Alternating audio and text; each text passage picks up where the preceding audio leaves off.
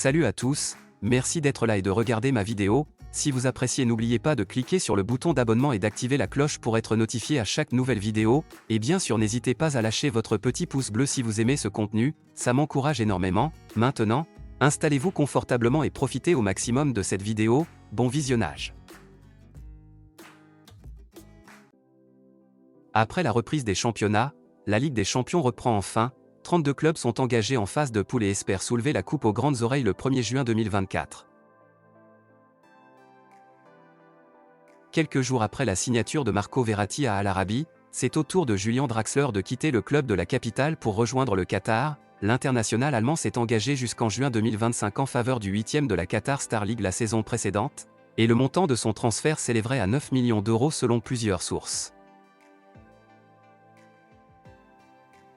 Alors que le quotidien espagnol Mundo Deportivo avançait qu'une clause libératoire avait été ajoutée au nouveau contrat de Bernardo Silva, le journaliste Fabrizio Romano est venu confirmer cette information. Celle-ci serait à hauteur de 50 millions de dollars, ce qui est à environ 58,5 millions d'euros, et ne serait active que l'été prochain. Cette clause permettrait à d'autres clubs qui avaient tenté de le signer cet été, comme le PSG et le FC Barcelone, de l'attirer à un prix abordable.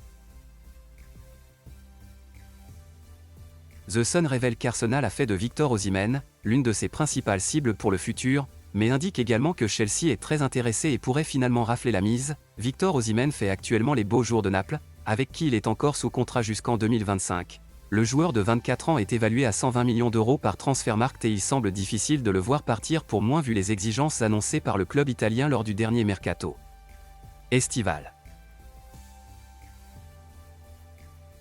Cristiano Giuntoli et Giovanni Manna envisagent de renouveler le contrat de l'attaquant jusqu'en 2027 ou 2028, avec une démarche bien précise, étaler un peu son salaire pour amortir sa valorisation sur le bilan, étant donné que l'année prochaine l'attaquant franchira le mur des 10 millions en termes de salaire, puis passera à 12, sans même profiter des avantages du décret sur la croissance, et les premiers contacts avec son agent d'arcoristique sont donc attendus prochainement.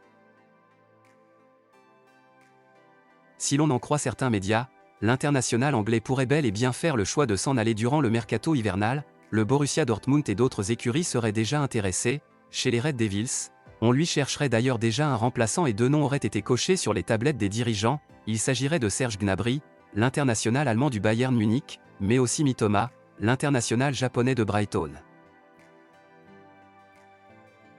Wan-Bissaka devrait rater plusieurs semaines de compétition.